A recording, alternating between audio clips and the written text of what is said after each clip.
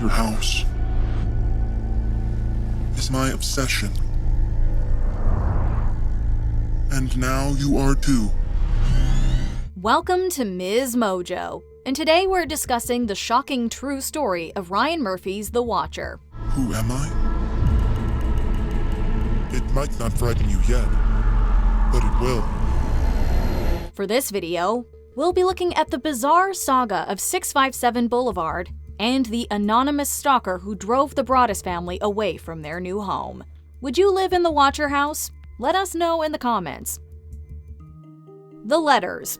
In June 2014, Derek and Maria Broaddus closed on a beautiful $1.3 million house at 657 Boulevard in the affluent town of Westfield, New Jersey. Built in 1905, the century-old Dutch colonial boasted 6 bedrooms, 4 baths, and sat on a highly coveted street, just blocks from Maria's childhood home. But before they could move in with their 3 children, they received a sinister welcome to the neighborhood. 3 days after closing, the plaintiffs say they received a letter claiming the house, quote, has been the subject of my family for decades. On the night of June 5th, Derek checked the mail and found a handwritten envelope addressed to the new owner. The letter, with no return address, began nice enough but quickly veered into creepy territory. My grandfather watched the house in the 1920s, and my father watched in the 1960s. It is now my time. Quote, do you know the history of the house? Do you know what lies within the walls of 657 Boulevard? Why are you here? I will find out. The letter was signed in typed cursive, The Watcher.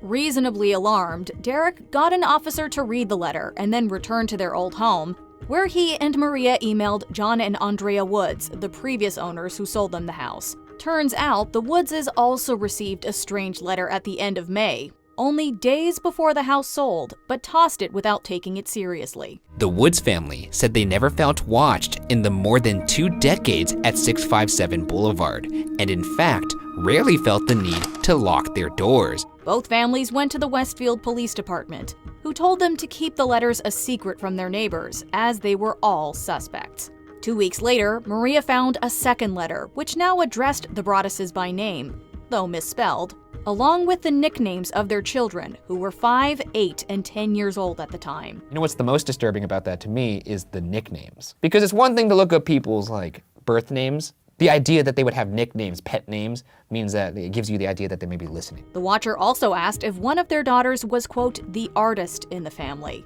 as they'd seen her with an easel on their closed-off porch. Quote, it has been years and years since the young blood ruled the hallways of the house. Have you found all of the secrets it holds yet? Will the young blood play in the basement? Or are they too afraid to go down there alone? After this, the Broadduses didn't allow their kids to accompany them to the house. They began their own investigation into the creepy occurrences. They hired a number of experts. They hired a former FBI agent to try to create a profile. They hired a private investigator to kind of look around the neighborhood. Derek had also learned about the bizarre Langford family who lived next door since the 1960s. An elderly Peggy Langford lived in the home with her adult children who were in their 60s. Her son Michael in particular was suspect given his strange behavior in the neighborhood. And Michael's father died 12 years earlier.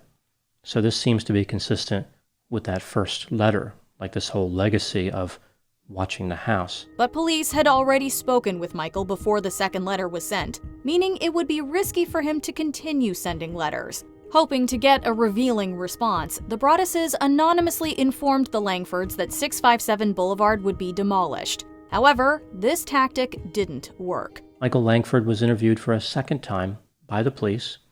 He continued to deny involvement. The police eventually ruled Michael out as a suspect, although they didn't offer a reason for this exclusion. In mid-July, a third letter arrived inquiring their whereabouts, stating, quote, 657 Boulevard is missing you. Who is the Watcher?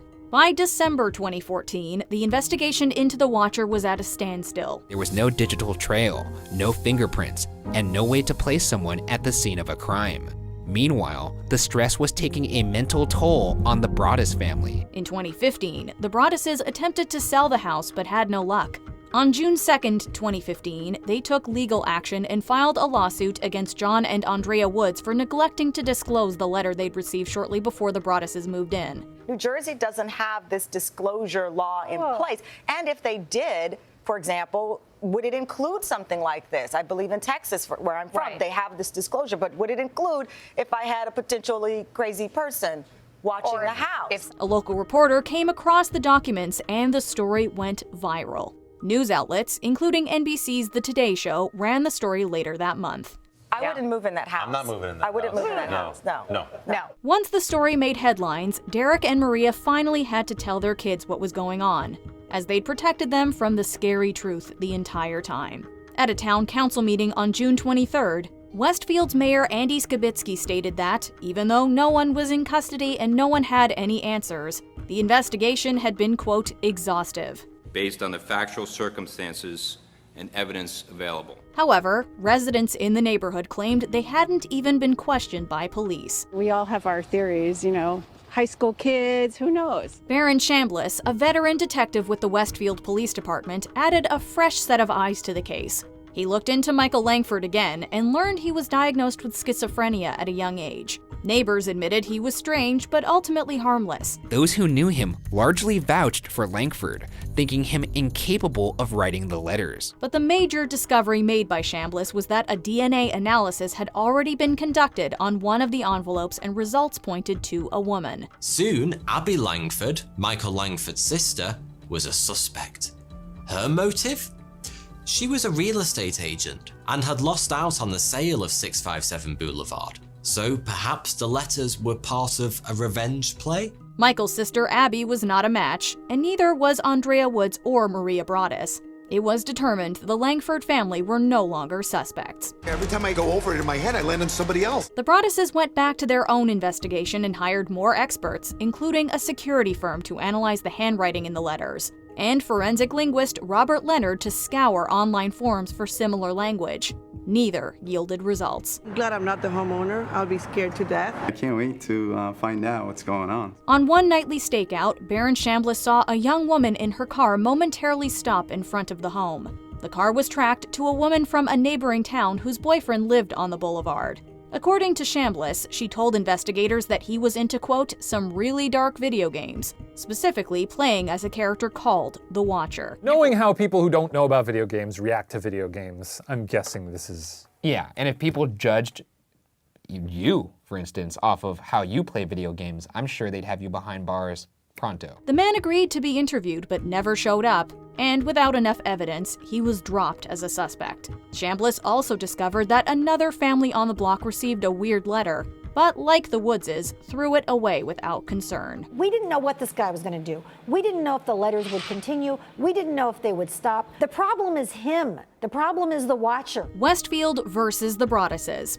With the increased media exposure, residents of the once quiet town of Westfield, ranked America's 30th safest town in 2014, turned on the Broadduses. Locals found it suspicious that the Broaddus family was over the years able to move from a $315,000 home to a $770,000 home to a $1.3 million home. Rumors spread that the couple made up the letters themselves, either to increase property value or possibly land a movie deal. It was also theorized that they could have buyer's remorse or realize the $1.3 million home was too much. However, the traumatic experience they endured for over 4 years makes that theory unlikely. Seems a bit preposterous that someone would make up a mystery about themselves and hope to sell movie rights, basically. Pretty far-fetched. Yeah. How do you explain that to your kids? Derek and Maria eventually had to ask relatives to lend them funds to purchase a new home, still in Westfield. To keep its location under wraps, they bought it using an LLC, Limited Liability Corporation. By March 2016, 657 Boulevard was back on the market. Real estate website Zillow estimates the house has dropped in thousands in value over the past year, even though Westfield's mayor says they looked into the Broadduses' claims with no result. One idea their real estate lawyer had was to sell the house to a developer. Then the property could be divided into 2 homes instead of 1. The neighbors were adamantly against the demolition. We could have been friends. I got my eye on you. The Westfield Planning Board held a meeting on January 2017. and the request was ultimately rejected. Later that year, in October, the Broadduses' lawsuit against Woods was dismissed. I mean, one letter, maybe that wouldn't give someone reason to believe that anything other than a kook making one act. New owners. In February 2017, the Broadduses had a new renter at 657 Boulevard, though their leasing agreement included a clause to let them vacate if another letter showed up. As luck would have it, a fourth letter from the Watcher had arrived. It was dated February 13th, which was oddly the day Derek and Maria gave their depositions in the Woods lawsuit. Court documents say it contains specific threats and is more derogatory and sinister than any of the others. Not that bothered by the letter, the tenants agreed to remain in the house if cameras were installed. The couple continued to reduce the asking price in an effort to sell the home. It's a great house. This is a total tragedy and nightmare for my client. In July 2019, Derek and Maria Broaddus finally sold the house, albeit at a $400,000 loss. The new owners are Andrew and Allison Carr. We don't know anything about the new owners. No, not yet. Hopefully they're not watching. Yeah. We want to keep them in that home. In the media, ever since the case made international headlines, people have said that it sounded like a horror movie. The Broadduses reportedly rejected offers for years, even though Lifetime made a 2016 film, The Watcher, without their permission. You just have to remember, a good home is always worth fighting for. The story was also the subject of a popular BuzzFeed Unsolved episode. In November 2018, journalist Reeves Wiedemann published an in-depth article covering the story for New York Magazine's The Cut. A month later, the news that Netflix bought the rights to the story was announced, with them reportedly beating out several other studios. You need to sell. Do. Though originally planned to be a movie, the Netflix limited series from Ryan Murphy and Ian Brennan, titled The Watcher, is set to premiere in October 2022, starring Naomi Watts and Bobby Cannavale. The whole world knows what's going on at your house!